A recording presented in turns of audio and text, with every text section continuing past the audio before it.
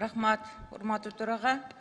Урматтуу депутаттар, мыйзам долбоору Кыргыз Республикасынын Жогорку Кеңешинин 2022 жылдын 14 декабрында биринчи окуудан, 2023 жылдын 1-июнунда экинчи окуудан кабыл алынган комитеттин корутундусу мыйзам долбоорун 3-чү окууга кабыл алууга сунуштайбыз.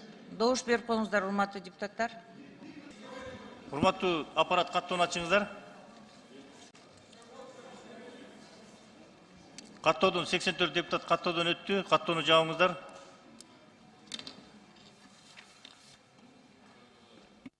Аталган мыйзам долбоорун добушка коем. 3-чү окуудан добуш бериңиздер.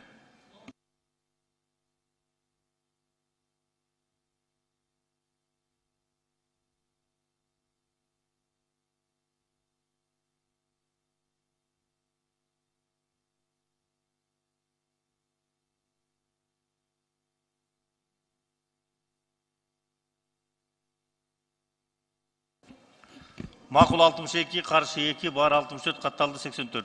Мыйзам долбоору 3-чү окуудан кабыл алынды.